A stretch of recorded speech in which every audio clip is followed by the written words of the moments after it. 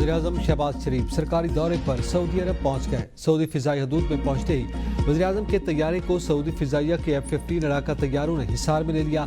शानदार इस्तकबाल। एयरपोर्ट पर डिप्टी गवर्नर रियाज शहजादा मोहम्मद बिन अब्दुर्रहमान ने वज़ीर-ए-आज़म का इस्तकबाल किया। मुलाकात में अहम उमूर पर तबादला ख्याल। तर्जुमान दफ्तर खारजा के मुताबिक वज़ीर-ए-आज़म को दौरे की दावत वली अहद मोहम्मद बिन सलमान ने दी। वज़ीर-ए-आज़म के साथ नायब वज़ीर-ए-आज़म इसहाक डार, ख्वाजा आसिफ और मोहम्मद औरंगज़ेब भी मौजूद। वज़ीर-ए-आज़म की सऊदी वली अहद से कुछ देर बाद दो तरफ़ा मुलाकात होगी। पाकिस्तान सऊदी अरब ताल्लुकात के तमाम पहलुओं का जायज़ा लिया जाएगा। इलाकाई और आलमी उमूर पर तबादला ख्याल होगा। वज़ीर-ए-आज़म सऊदी अरब से ही बरतानिया रवाना होंगे। वज़ीर-ए-आज़म बरतानिया के बाद जनरल असम्बली से खिताब के लिए न्यूयॉर्क जाएंगे।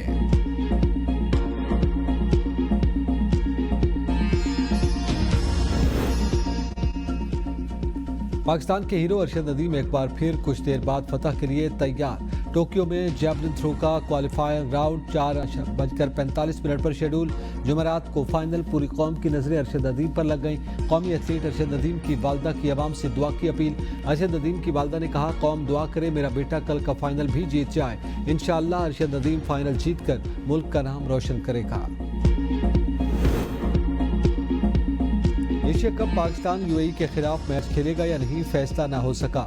आईसीसी इजलास दुबई में जारी। पीसीबी हुक्काम वीडियो लिंक के जरिए इजलास में शरीक। पीसीबी ज़राए के मुताबिक पाकिस्तान क्रिकेट टीम की आज मैच खेलने के लिए तैयारियां मुकम्मल हैं। आज के मैच में मैच रेफरी रिचे रिचर्डसन होंगे। एंडी पायक्राफ्ट को तब्दील न करने पर पीसीबी ने आईसीसी को दोबारा खत लिखा था। पाकिस्तान क्रिकेट बोर्ड ने मैच रेफरी को न हटाने का फैसला मुस्तरद कर दिया था। पीसीबी के आईसीसी को जवाबी खत में मुतनाज़ अंपायर के खिलाफ इंक्वायरी ड्रामा करार दिया गया। पीसीबी ने कहा था कि आईसीसी का एंडी के खिलाफ एक्शन लेने का इरादा ही नहीं था। बराए नाम इंक्वायरी में वाक़े के किसी गवाह से रब्ता नहीं किया गया। एंडी हाथ न मिलाने का पैगाम देकर सियासत में मुलव्विस हुए। एशिया कप में पाक भारत मैच के बाद भारतीय टीम ने स्पोर्ट्समैन स्पिरिट की खिलाफ वर्जी करते हुए पाकिस्तानी खिलाड़ियों से मुसाफा नहीं किया था। टॉस के वक्त भी मैच रेफरी ने कप्तानों से हाथ न मिलाने की दरख्वास्त की थी। भारतीय सरपरस्ती में तरबियत पाने वाले अफगान क्रिकेटर हार का गुस्सा पाकिस्तान पर निकालने लगे। अफगानिस्तान के कप्तान राशिद खान की बांग्लादेश के हाथों शिकस्त पर पाकिस्तानी अंपायर से बदतमीजी। मैच के बाद ग्राउंड से बाहर जाते हुए राशिद खान ने अंपायर फैसल आफरीदी को गुस्से से आग बगोला होकर नाज़ेबा इशारा किया। आईसीसी ने T20 बॉलर्स की रैंकिंग जारी कर दी। भारत के वरुण चक्रवर्ती नंबर 1 बॉलर, पाकिस्तान के सुफियान मुकीम 4 दर्जे तरक्की के बाद 11वें नंबर पर पहुंच गए। अबरार अहमद 11 दर्जे तरक्की के बाद करियर की बेहतरीन 16वीं पोजीशन पर पहुंच गए। भारत के अक्षर पटेल का 12वां नंबर, कुलदीप यादव 23वें नंबर पर मौजूद। अफगानिस्तान के नूर अहमद 8 दर्जे तरक्की के बाद 25वीं पोजीशन पर आ गए। चाहिए जिवें मरियम नवाज असा कुएं चाहिए है। असा सिलाब ते बुढ़े होए लुढ़े होए असा को कोई शय का नहीं मिलती। पक्के आले खादी वेंदे जो है पक्के आले बल्ला झुलान खादी वेंदे गमाणी खादी वेंदे सुनी। असा को कोई चीज असा को सवेले दैती बाण ते बिलाते गन कोई चीज का नहीं मिली असा को। वज़ीर मरियम नवाज अहमदपुर शर्किया का दौरा मुकम्मल करके वापस रवाना। इमदाद से महरूम मुतासरीन ने कैंप उखाड़ दिया। वज़ीर आला से गिले शिकवे। वज़ीर आला की शरीफ में सैलाब मुतासरीन से मुलाकात। वज़ीर आला को सैलाब मुतासर इलाके के बारे ब्रीफिंग दी गई। मरियम नवाज शरीफ बजरिया हेलीकॉप्टर नवा इलाका बलन झलन पहुँच गई। मंचन बंद का दौरा भी किया।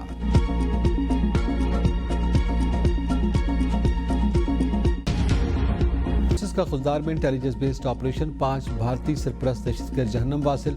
ISPR के मुताबिक 14 और 15 सितंबर की दरमियानी शब ऑपरेशनल फितनत हिंदुस्तान के कारिंदों की मौजूदगी की इत्तला पर किया गया।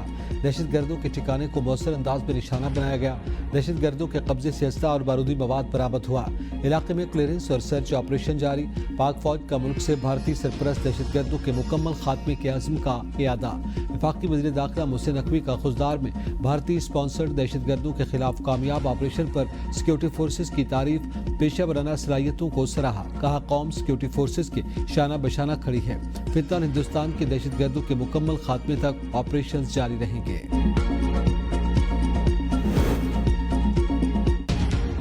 पंजाब में सैलाबी पानी उतरने लगा। हर तरफ हौलनाक मनाजिर। किसी ने प्यारे खो दिए तो कोई घर से महरूम हो गया। محفوظ مقامات اور ریلیف کیمپوں میں بیٹھے لاکھوں متاثرین بے بسی کی تصویر بن گئے۔ جلال پور پیروالا میں باپ بیٹی کی لاشیں برآمد، دونوں سیلابی پانی میں بہہ گئے تھے۔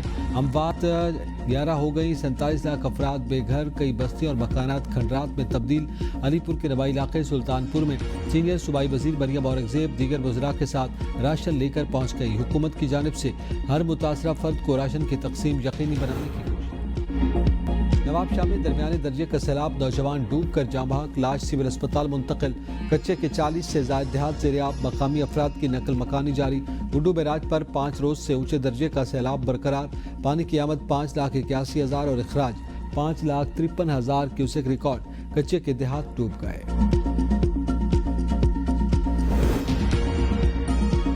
سیلاب متاثرین کی بحالی اور ٹیکس ہدف پورا کرنے کے لیے منی بجٹ لائے جانے کا امکان۔ ذرائع کے مطابق لگژری گاڑیوں، سگریٹس اور الیکٹرانک سامان پر اضافی ٹیکس کی تجویز۔ درآمدی اشیاء پر جون میں کم کی گئی ریگولیٹری ڈیوٹی کے برابر لیوی لگائی جا سکتی ہے۔ الیکٹرانک اشیاء پر 5% لیوی زیر غور۔ مجوزہ منی بجٹ سے کم از کم 50 ارب روپے اکٹھے کرنے کا ہدف ہے۔ اگست میں ٹیکس وصولی میں 50 ارب روپے شارٹ فال ہوا۔ جولائی تا اگست ٹیکس ریونیو میں 40 ارب روپے کمی آئی۔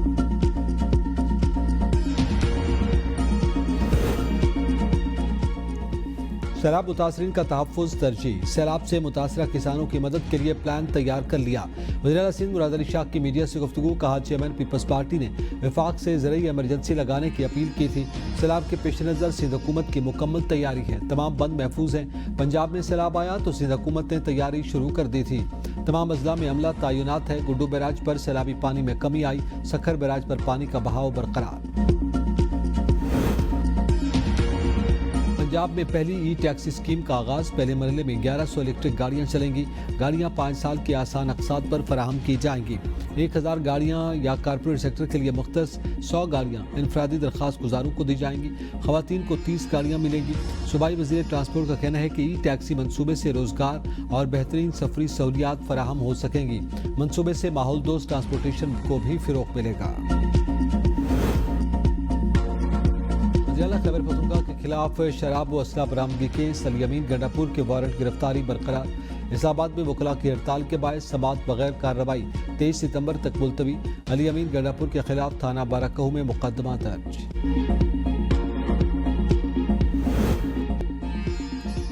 عراق کے مقدس مقامات کی زیارت کے لیے جانے والے زائرین کی عمر کی حد مقرر، 50 سال سے کم عمر اکیلے مردوں کو زیارت ویزا جاری نہیں کیا جائے گا۔ عراقی حکام نے نئی ہدایات جاری کر دی، کم عمر مرد خاندان کے امراء درخواست دینے کے اہل ہوں گے۔ آزاد کشمیر کشیدہ صورتحال، قانون ساز اسمبلی کا ہنگامی اجلاس کل طلب۔ اجلاس میں آزاد کشمیر کی موجودہ سیاسی و معاشی صورتحال پر تفصیلی غور و خوض کیا جائے گا۔ ذرائع کے مطابق بھارت کی جانب سے پاکستان اور آزاد کشمیر میں سیاسی افراتفری پھیلانے کے حوالے سے منظر عام پر آنے والے سائفر پر بھی بحث متوقع۔ بھارت کے منفی پروپیگنڈے کا مقابلہ کرنے اور توڑ کے لیے مربوط حکمت عملی پر غور ہوگا۔